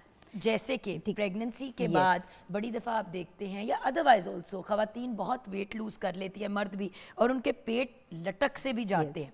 अब इसमें तो दो चीज़ें की जाती हैं, वो भी आप एक्सप्लेन कीजिएगा। और अगर आप चले एक्स्ट्रा स्किन को निकाल भी लें तो फिर भी कभी कभी कुछ जगहों पे पाउच रह जाते हैं। बिल्कुल रह, तो आपकी पूरी बॉडी फिट है और लूज स्किन भी है और पेट भी में भी अभी चर्बी, उसका फिर क्या होता अच्छा, अगर तो बहुत से हमने स्किन की लेक्सिसिटी देखनी होती है, अगर तो वो बहुत ज़्यादा लटक चुकी हुई है स्किन, तो उसके लिए फिर टमी टक किया जाता है। आजकल बड़ी रील्स और वीडियोस आ रही हैं उसके लिए टमी टक किया जाता है, उसके लिए फिर लाइपोसक्शन नहीं होती और है। उसमें भी चर्बी रिमूव होती है। उसमें कुछ लोग उसके साथ कंबाइन करते हैं, मैं बिल्कुल कंबाइन करके करती हूँ और वही बेहतर होता है, क्योंकि जाहिर है कि खाली स्किन को आप रिमूव कर रहे हैं तो वो एक अच्छी ऑप्शन नहीं है, तो वो कॉम्बिनेशन ही होना चाहिए। तो वो तरीका क्या होता है, पहले लाइपो होती है या पहले आप पेट काट कूट के उसको सेट करते हैं और फिर? नहीं, पहले उसमें लाइपो होती है और उसके बाद जो एक्स्ट्रा जितने भी फ्लैप्स हैं उनको फिर रिमूव किया जाता है, उनको स्ट्रेच करके और फिर उनको दोबारा से रीस्टिच किया जाता है। लेकिन देखिए वो आगे की बात है, मैं हमेशा ये कहती हूँ कि कोई भी चीज़ है आप उसको पहले पकड़ लेना। अगर आपको लग रहा है कि मतलब ये मामला उस तरफ जा रहा है तो उससे बेहतर ये होता है कि आप उसको पहले ही देख लें। अब जिस तरह हम जो लाइपोसक्शन कर रहे हैं दैट इज़ वेजर लाइपोसक्शन, उसके अंदर लेज़र रेज भी होती हैं, तो अगर एक सर्टन हद तक आपकी स्किन लूज़ है तो उससे टाइट भी हो जाती है, तो उसमें आपको फिर टमी टक की ज़रूरत नहीं ऐसा सच पड़ती है। आमतौर पे अगर आप पूछना चाहें कि लाइपोसक्शन किन किन पार्ट्स की हो सकती है, मैं की इसी की तरफ आना चाहूँगी। सबसे पहले तो ये बात क्लियर कर दी कि ये वेट लॉस की टेक्निक नहीं है, ये स्पॉट रिडक्शन की टेक्निक है। अब ये नहीं कि इतना बड़ा आपका पेट है और आपके पूरे जिस्म पे चर्बी है और आप कहें कि जी मेरा पेट फ्लैट कर दे। और एक वक्त में हम 2 to 3 kg से ऊपर नहीं निकाल सकते। यानी कि अगर आपका पेट इतना बड़ा है और हमें लग रहा है कि 15 से 20 kg वाला मामला है तो प्लीज़ नहीं, ठीक है। एक वक्त में हम उसको ज़्यादा से ज़्यादा 2 पार्ट्स में स्प्लिट करके कर सकते हैं, यानी कि 5 to 6 kg निकाला जा सकता है within a span of week. लेकिन उसके बाद आपने ख़ुद स्ट्रगल करनी है। अगर अब आप ये सोच रहे हैं कि 15 से 20 kg का फ़ैट हम ही निकाल देंगे, तो वो अगर आपको कोई कह रहा है या कर रहा है तो दैट इज़ नॉट एडवाइजेबल, वो आपके लिए ख़तरनाक हो सकता है। तो किसी भी ऐसी चीज़ की तरफ मत जाएं जो डेफिनेटली डेंजरस हो सकती है। अब इसी के साथ कंबाइन करना चाहूँगी जो इसके साथ कनेक्टिंग सवाल है, किन एरियाज़ क्या उसकी तरफ तो मैं सेकेंडरी आना चाहती हूँ। पहले मैं ये जानना चाहती हूँ कि किस किस्म के बंदे के पास जाए लाइपोसक्शन के लिए, आप समझ रही हैं? यस, क्योंकि बहुत से, मैं एक पार्लर को जानती हूँ, उस पार्लर के ऊपर रेड हुई और उसको बंद किया गया। ये कराची में ज़रा नाज़माबाद उस साइड पे था एक सैलून, उस पार्लर में वो लोग हाइड्रा फेशियल कर रहे थे, लेज़र हेयर रिमूव, और वो पार्लर था, वो सैलून था। उधर बेसमेंट में वो लोग लाइपोसक्शन भी कर रहे थे और 2 केसेस, एक केस बहुत शदीद, बंदी बीमार हो गई और एक बंदे की, एक मर्द की डेथ हो गई। तो किसके पास जाए लाइपो के लिए? डेफिनेटली या प्लास्टिक सर्जन या कॉस्मेटिक सर्जन हो या डर्माटोलॉजिस्ट हो, ठीक है। ये आपके पास क्वालिफाइड हैंड होने चाहिए, क्योंकि देखें प्रोसीजर हर कोई कर लेता है। आपने उस बंदे के पास जाना है जहां आपको ये पता हो कि अगर साइड इफ़ेक्ट्स या कोई आपका किसी किस्म का कोई प्रॉब्लम होगी तो वो उस चीज़ को हैंडल करने की कैपेबिलिटी रखता है, ठीक है। आपने, आपका प्रोफाइल है, आपकी ज़िंदगी है, आपने जाने से पहले सोचना है। आप पैसे बचाने के चक्कर के अंदर आप चले जाते हैं उन हाथों में और बाद में फिर आप पिटते हैं, ठीक है, कि जी ये हमारे, क्योंकि मैं बहुत ज़्यादा इस वक्त हमारे पास आधे से ज़्यादा टाइम मेरा पूरे महीने के अंदर दूसरों के ख़राब केसेस को ठीक करने में गुजरता है। जब मैंने आपको कहा था कि यार रीच कराची में भी क्लिनिक खोल, मुल्तान में भी खोल, तो you just turn to me and said कि जोगन ओवरसी कौन करेगा? यस, क्योंकि फिजिकली जब तक मैं अपने लेवल के बंदे ढूंढ के वहाँ पे नहीं प्लेस करती, मैं नहीं कर सकती, क्योंकि I have to own my patient. अब वो आ रहा है मेरे नाम के पीछे, एग्जैक्टली, ठीक है। और उसके बाद वहाँ पर अगर चाहे मेरा असिस्टेंट है, 90% क्लिनिक्स में अब यही हो रहा है, नाम लगा हुआ है बाय डॉक्टर का, वो 3-4 पेशेंट या 4 पेशेंट 5-6 देखते हैं, बाकी मशीनों पे ट्रेन किया हुआ है टेक्नीशियंस को और उनसे करवा रहे होते मैं हैं। अभी तक मिना को invasive even minimally invasive procedure पर नहीं लेकर आई, मुझे पता है, ठीक है। मतलब she is not allowed to do that. मैंने आपको कहा था कि इसको करने दे, लगाने दे इसको लोकल एनेस्थीसिया, आपने कहा नहीं लगाएगी, नहीं करने, क्योंकि she is definitely she is a doctor, but still देखिए अभी उसकी ट्रेनिंग वो नहीं है। आप मेरे पास तजर्बा करवाने नहीं आ रहे हैं, ठीक है। You not an experimental animal, you definitely want trained hands. और आप शो पे भी जब लेके आती हैं लोग, तो आप उन लोगों को लेके आती हैं तो आपके पेशेंट्स होते हैं। हाँ, आपको वो जो कहते हैं ना रैंडम में भाड़े में किसी को उठा के नहीं लेके आते। सवाल ही पैदा नहीं होता, सवाल ही पैदा नहीं होता, क्योंकि देखिए आप जो लोग देख भी रहे हैं, अब हमारी रिस्पॉन्सिबिलिटी यहाँ पर बैठ के क्या बनती है कि हम उनको एजुकेट करें कि अच्छा आप, मैं ये नहीं कहूँगी सब मेरे पास आएँ, ठीक है, ये ऐसा मैं बिल्कुल भी नहीं कहूँगी, या मैं ये नहीं कहूँगी कि पूरे पाकिस्तान में अकेली मैं हूँ जो सही काम कर पर रही हूँ। जान लोग आपके पास बहरिया में पूरे पाकिस्तान से आते हैं, पूरी दुनिया उस दिन से वो जो एक अल्हम्दुलिल्लाह। खातून आपके पास आई हुई थी वो आई थिंक मुल्तान से आई हुई थी। मुल्तान से नहीं, अल्हम्दुलिल्लाह पूरे पूरे अब तो दुनिया से आते हैं लोग, लेकिन ये कि फिर भी बहुत बहुत ज़्यादा अच्छे लोग हैं जो काम कर रहे हैं। व्यूअर्स जो लोग हमें पाकिस्तान से बाहर देख रहे हैं, पाकिस्तान में एक तो हाईली क्वालिफाइड डॉक्टर्स और कॉस्ट आप देखें कि बाहर अगर आप लाइपोसक्शन कराते हैं तो आप thousands and thousands of dollars में जाते हैं। Definitely. यहाँ पे महंगा है लेकिन इतना महंगा नहीं है और आपको बेटर केयर भी मिल जाती है। Definitely, और वहाँ आपने- पे तो करा के आपको कहते हैं जाओ बाहर। हाँ, और आपका कम्युनिकेशन लेवल बहुत अच्छा होता है। अब मेरा खैर हमेशा जब पेशेंट मेरा चला जाता है तो हमारी बल्कि उसके साथ ज़्यादा कम्युनिकेशन बढ़ जाती है कि ताकि वो ये चीज़ फील ना करे कि यार मैं पैसे दे चुका हूँ, अब पता नहीं डॉक्टर मुझे तो मिलेगी नहीं ना कभी, या मेरे से तो बात ही नहीं करेगी।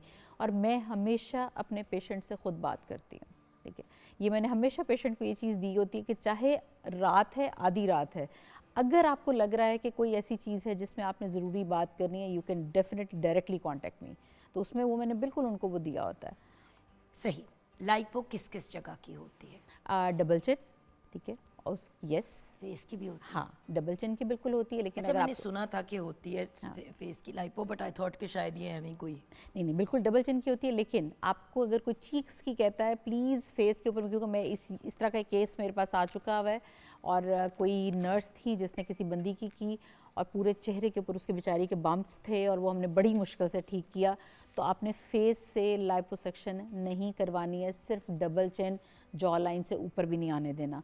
अच्छा, उसके अलावा आप आप नीचे आते हैं। उसके Neck बाद की हो बफेलो, सकती है? नेक भी नहीं, बफेलो हम्प जो पीछे बैक पे कुछ लोगों के जो बहुत ज़्यादा झुक के काम करते हैं उनके बन जाता है, जिनके कंप्यूटर्स पे बैठने की वजह से। बहुत ऐसे बच्चे जो नीचे झुक के कर रहे होते हैं, जिन भी लोगों का करने वाला काम, अक्सर लोगों के फैमिली में जेनेटिकली ये टेंडेंसी होती है कि उनके ये पीछे यहाँ पे फैट आ रहा होता है, उसके लिए किया जा सकता है। इसके अलावा आपके आर्म्स के लिए लाइपोसक्शन की जाती है। इसके अलावा आपके ज़ाहिर अपर बैली है, लोअर बैली है, उसके लिए की जाती है। मेल में आपकी जो फीमेल टाइप चेस्ट प्रेजेंटेशन है उसके लिए की जाती है।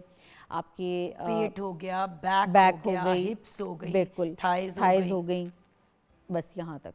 लोअर लेग्स में बहुत यहाँ पे एक तो लाइपो नहीं होती, नहीं, हम नहीं avoid यहाँ से करते यहाँ हैं। नहीं हाँ, होती, और बिल्कुल। नी से नीचे यूजुअली नहीं होती, यूजुअली अनलेस कोई बड़ा कॉम्प्लिकेटेड केस आ जाए। बिल्कुल बिल्कुल, उसमें वो बहुत सर्टन कोई केसेस होते हैं उनके लिए की जाती है, अदरवाइज उनको भी हम अवॉइड अच्छा, लोग कहते हैं वापस आ जाता है नहीं। अच्छा, इसके अंदर ये होता है कि आपके क्योंकि कि चर्बी सारी वापस आ जाती है, लोग करा तो लेते हैं लेकिन वापस हो नहीं, जाती अब है। उसके अंदर ये होता है कि शायद बताने वाले का भी थोड़ा सा कसूर होता है और थोड़ा सा करवाने वालों का भी।